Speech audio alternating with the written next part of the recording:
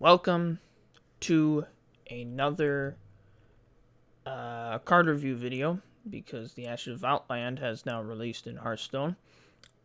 I'm a little behind on it, but I haven't read too much into the meta, so these are going to be actually pretty blind on it. I haven't really played around with too many of the new cards yet, so this is still kind of theory crafting for me because I didn't really look into the cards much. I haven't played with the cards much.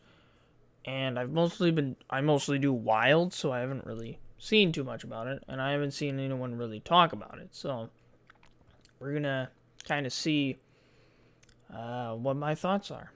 So we're starting off with Rogue. I am changing how the rating system works a little bit now. I used to do from 1 to 5 stars for disenchanting and stuff like that. I'm going to do it through 10 now. So 1 to 10, 1 being disenchanted, 10 being great card, meta defining, and stuff like that. And then there's all in between, obviously. So let's jump into this. First card for Rogue is secrets. So they're making more Rogue secrets, which I kind of like. 2-cost Rogue Secret, Ambush. After your opponent plays a minion, you summon a 2/3 Ambusher with Poisonous. I think this is a relatively decent card. A little bit weaker than Mirror Entity, obviously, because Mirror Entity is 3-cost. But also, this could also technically be better than Mirror Entity, because Mirror Entity, if your opponent plays a 1/1, you get a 1/1. If your opponent plays 1/1, you still got that 2/3 Poisonous. The only downside is if your opponent plays like some kind of Divine Shield card, then it's a bit more difficult to deal with that with a 2/3 Poisonous. So I do think this card is relatively good. I will actually put this at a 6 out of 10 because I do think it's actually relatively good for the card. Next card is the Ashton Slayer, a 2-cost 3/2 minion. Give a stealth minion +3 attack and immune this turn. So this card's it's got a great effect. It's obviously the pretty basic stat line for a 2-cost, but the effect and the battle cry is still pretty strong that it outweighs that significantly. So just because of that, I still do think it's pretty good, but I don't think it's going to see any play in a meta deck because I don't think there's enough, like, quote-unquote stealth support because there really isn't that much stealth. They didn't even add that much stealth in this expansion. I think they added, like, 2 or 3 to Rogue, but I think that's about it. So really there really isn't that many stealths otherwise. But maybe I'll be wrong. I'm going to put this at a 3-star. Or not 3-star, 3 out of 10. Because I do think it's not great. But there is the possibility that it could be pretty good. So I will say it is a 3 out of 10. We got Bamboozled. 2-cost Rogue Secret. When one of your minions is attacked, transform it into a random one that costs 3 more. I think this one is too heavily RNG based for a meta deck because sometimes you're attacking something that's like, well, you throw this out there when one of your minions is like low on health or something, and then it gets transformed into a random minion that costs 3 more. It could change it into something absolutely terrible. Like, it just all of a sudden transforms it into the former champ, which is just a 1/1, which really doesn't help at all in that situation. So I think this is just too RNG based for a type of meta deck. Overall, it's not a bad card, but I think just that the possibility of getting a small minion like that is a bit of a downside, but also very unlikely.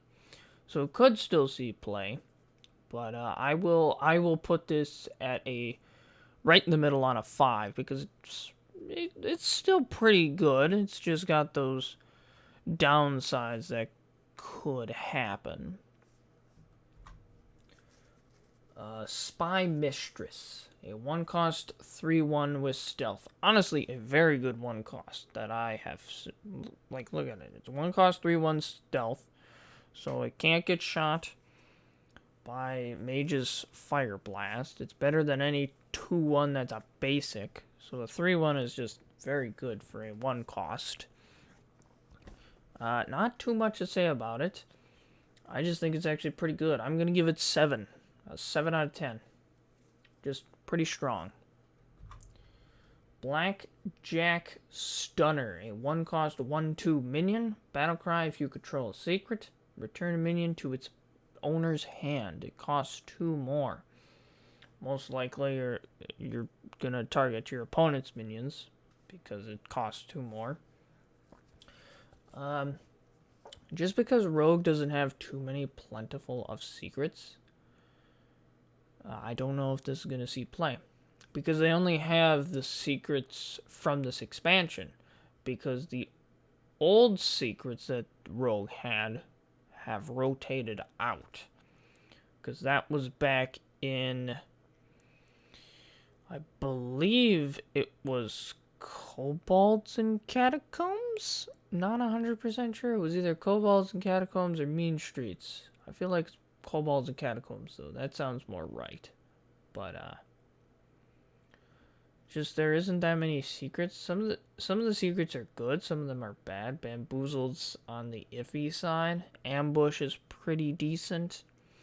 But, Blackjack Stunner is, would be great if they had more secrets, but I just don't think there's enough secrets that it's going to see, like, any sort of play. Otherwise, it would be a really strong card.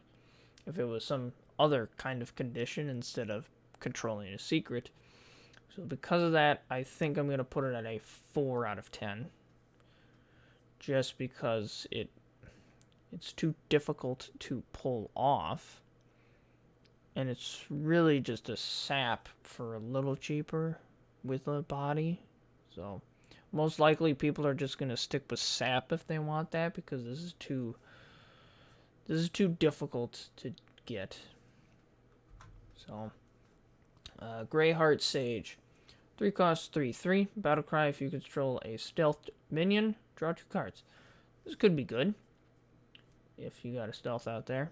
I just don't know if they seem very secret / stealth focused for Rogue, which they added a few stealths, which is helpful. The secret one I don't think is going to work out. The stealth one could, but I'm not sure if there's enough. I think with Rogue, it's still going to kind of be Galakron Rogue for the meta decks for Rogue. I don't think stealth Rogue is going to really be a thing. Or a mid-range Rogue with stealth stuff, I don't think there's enough support for that. So, just because there isn't much stealth, I put it at putting it at a 4. Just because there's not enough stealth. I could be wrong, but I just don't see it really happening because there's just not enough stealth. So a 4 out of 10 for the Grayheart Sage. The Cursed Vagrant? Not sure if I'm saying that right. 7 cost 7/5 for Rogue. Death Rattle summon a 7/5 Shadow with Stealth. So this one is actually pretty dang strong. It's got a lot of stats for a 7 cost. Remember when there were just 7 cost 7/7s? Now it's just 7 cost 7/5 with Death Rattle, another 7/5, except with Stealth. So technically this is like 14-10 worth of stats. So really just a strong card.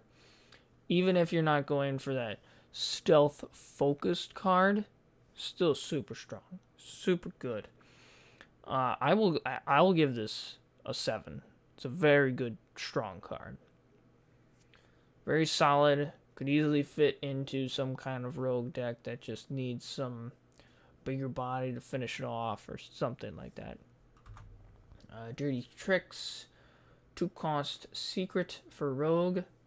After your opponent casts a spell, you draw 2 cards. This seems pretty simple, pretty decent. I'd honestly just say that this is, but I will honestly say right now, this is the best rogue secret. The other 2 are, well, one's bad and one's iffy. This one I think is the best one. But even though it's the best one, I still don't know if there is obviously not enough secret support for a kind of secret rogue. But this secret could just be thrown in for some nice card draw for rogue. So I'm going to give this a 6 out of 10. Because it's a little better than average. Seems pretty good. So let's get into the legendary, shall we?